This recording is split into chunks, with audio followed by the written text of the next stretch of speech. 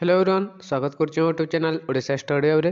तो पिलाने आम गत काली आलोचना करूँ +3 third semester political science honours core paper 6 unit 1 अंतर्देशीय संपर्क अध्ययन। तो गत काली आम 1 मार्क सिलेक्शन क्वेश्चन केतोटी आलोचना करूँ। तो आज आम 2 मार्क और 4 बा 5 मार्क सिलेक्शन क्वेश्चन हम 4 मार्क। तो ताको आज आम आलोचना करदे। जो मैंने चैनल को प्रथम थर अच्छे चैनल को सब्सक्राइब करदेव और बेल आइकन प्रेस कर ऑल नोटिफिकेशन ऑन करदेव जहाँद्वारा परवर्ती वीडियो आप सर्वप्रथमे पाइपर। तो पिला माने देख तुम डिसेम्बर मसरे तुम थर्ड सेमिस्टर संबलपुर यूनिवर्सिटी हो फॉर्म फिलअप तो बोधे सरला। तो देख आरंभ करवा। तो देख पिलाने 2 मार्क सिलेक्शन क्वेश्चन। तो अंतर्देशीय संपर्कर अर्थ कौन प्रश्न अच्छी अंतर्देशीय संपर्कर अर्थ कौन। तो अंतर्देशीय संपर्कर प्रकृत अर्थ होची राष्ट्र राष्ट्र मध्य सृष्टि होता राजनीतिक सामाजिक कूटनीतिक और अर्थनैतिक संपर्क को बुझाइए। प्रत्येक सार्वभौम राष्ट्र निजर जातीय स्वार्थ साधन पर अन्य राष्ट्र मान सहित जो संपर्क स्थापन करता अंतर्देशीय संपर्क बोली कहुए। बुझेगा। तो एग्जाम पढ़े लिखिपार ना। तो देख बुझीदे पिला अंतर्देशीय संपर्कर प्रकृत अर्थ। तो यार प्रकृत अर्थ होची राष्ट्र राष्ट्र मध्य सृष्टि होता। तो राष्ट्र राष्ट्र मध्य सृष्टि होता जो राजनीतिक सामाजिक कूटनीतिक और अर्थनैतिक संपर्क को बुझाई अंतर्देशीय। बुझेगा। तो प्रत्येक सार्वभौम राष्ट्र निजर जातीय स्वार्थ साधन अन्य राष्ट्र मान सहित जो संपर्क रखि था संपर्क स्थापन करें अंतर्देशीय संपर्क बोली कहुए। बुझेगा। नेक्स्ट अंतर्देशीय राजनीति कौन। तो देखा अंतर्देशीय राजनीति। तो साधारणतः अंतर्देशीय राजनीतिर अर्थ होची राष्ट्र राष्ट्र मध्य सृष्टि होता कूटनीतिक संपर्क को बुझाइए।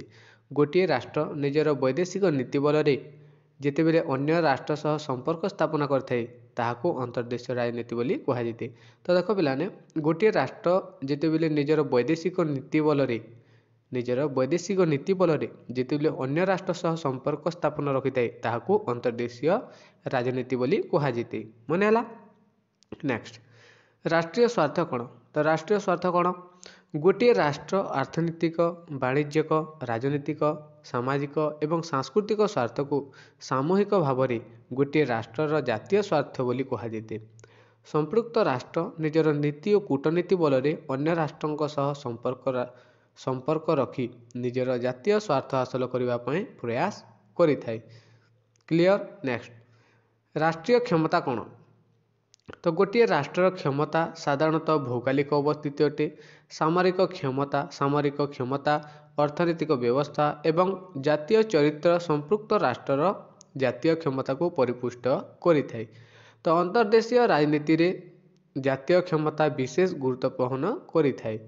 बुझेला। तो परवर्ती प्रश्न रही देख 5 नंबर अंतर्देशीय आईन कौन। तो विश्व स्तर में कार्यकारी होता आईन गुड़ी को अंतर्देशीय आईन बोली कहुए। विश्व स्तर में कार्यकारी होता आईन गुड़ी को अंतर्देशीय आईन बोली कहुए। तो समस्त राष्ट्रर सहमति भित्ति सृष्टि होता अंतर्देशीय आईन को प्रत्येक राष्ट्र मान्यता प्रदान करथांती। नेक्स्ट वैदेशिक नीति कौन। तो गोटे सार्वभौम राष्ट्र अन्य राष्ट्र मानक सह संपर्क रक्षा करने जो नीति प्रणयन करते ताहाको वैदेशिक नीति बोली कहुए। वैदेशिक नीति बल गोटे राष्ट्र निजर जातीय स्वार्थ हासिल करने प्रयास करिथाय। तो देख पिलाने गोटे सार्वभौम राष्ट्र अन्य राष्ट्र मानक सह संपर्क रक्षा करने जो नीति प्रणयन करते ताहाको वैदेशिक नीति बोली कहुए। बुझेला। नेक्स्ट अंतर्देशीय चुक्तिर अर्थ कौन। तो राष्ट्र राष्ट्र मध्य संपादित होता राजीनामा गुड़ी को जितेबले विश्व स्तर में ग्रहण योग्य होता है ताहाको अंतर्देशीय चुक्ति बोली कहुए। यह द्विपाक्षिक चुक्ति हो पारे किंबा बहुपाक्षिक चुक्ति मध्य होई पारे। तो परवर्ती प्रश्न रही देख एक केंद्रीय विश्व व्यवस्था कौन। तो अंतर्देशीय राजनीति रे जितेबले गोटे शक्तिशाली राष्ट्र निजर सामरिक शक्ति एवं अर्थनैतिक कूटनीतिर शक्ति बल अन्य राष्ट्र मानक उपरे प्रभाव विस्तार करते ଏବଂ ବିଶ୍ୱ ରାଜନୀତିକୁ ନିୟନ୍ତ୍ରଣ କରିବା ପାଇଁ ପ୍ରୟାସ କରିଥାଏ ତାହାକୁ ଏକ କେନ୍ଦ୍ରୀୟ ବିଶ୍ୱ ବ୍ୟବସ୍ଥା ବୋଲି କୁହାଯାଇଥାଏ। ବୁଝିଲା? ତ ପରବର୍ତ୍ତୀ ପ୍ରଶ୍ନ ଅଛି ଦୁଇ କେନ୍ଦ୍ରିକ ବିଶ୍ୱ ବ୍ୟବସ୍ଥା କ'ଣ? ତ ଯେତେବେଳେ ଦୁଇଟି ଶକ୍ତିଶାଳୀ ରାଷ୍ଟ୍ର ନିଜର ଶକ୍ତି ଓ ସାମର୍ଥ୍ୟ ବଳରେ ବିଶ୍ୱ ରାଜନୀତିକୁ ପ୍ରଭାବିତ କରିଥାନ୍ତି ଏବଂ ସାରା ବିଶ୍ୱକୁ ଦୁଇଟି ସାମରିକ ଗୋଷ୍ଠୀରେ ପରିଣତ କରିଥାନ୍ତି ତାହାକୁ ଦୁଇ କେନ୍ଦ୍ରିକ ବ୍ୟବସ୍ଥା ବୋଲି କୁହାଯାଇଥାଏ। ବୁଝିଲା? ତ ନେକ୍ସଟ ରହିଛି ବହୁକେନ୍ଦ୍ରିକ ବ୍ୟବସ୍ଥା କ'ଣ? ତ ଏଠି ଦେଖିନେବ। ନେକ୍ସଟ ରହିଛି ୱେଷ୍ଟଫେଲିଆ ଚୁକ୍ତିନାମା କ'ଣ? ତ ଏଇଟା ଦେଖ 1648 ମସିହାରେ ୟୁରୋପ ମହାଦେଶରେ ଏହି ଚୁକ୍ତି ଅନୁମୋଦିତ ହୋଇଥିଲା। ତ ୱେଷ୍ଟଫେଲିଆ ଚୁକ୍ତିନାମା ଯେଉଁ ରହିଅଛି ତ ଏଇଟା 1648 ମସିହାରେ ୟୁରୋପ ମହାଦେଶରେ ଏହି ଚୁକ୍ତି ଅନୁମୋଦିତ ହୋଇଥିଲା। ଏହି ଚୁକ୍ତି ବଳରେ ପ୍ରତ୍ୟେକ ରାଷ୍ଟ୍ରର ସାର୍ବଭୌମ କ୍ଷମତା ସୁରକ୍ଷିତ ରହିବା ସହିତ ଅନ୍ତର୍ଦେଶୀୟ ସମ୍ପର୍କର ମୂଳଦୁଆ ପଡ଼ିଥିଲା। ତ ଅନ୍ୟ ପକ୍ଷରେ ଏହି ଚୁକ୍ତି ବଳରେ ପ୍ରତ୍ୟେକ ରାଷ୍ଟ୍ରକୁ ସାର୍ବଭୌମ ରାଷ୍ଟ୍ରର ମର୍ଯ୍ୟାଦା ମିଳିଥିଲା। ବୁଝିଲା? ତ ନେକ୍ସଟ ରହିଛି ଏକ ଜାତି ଏକ ରାଷ୍ଟ୍ର ବ୍ୟବସ୍ଥା କ'ଣ?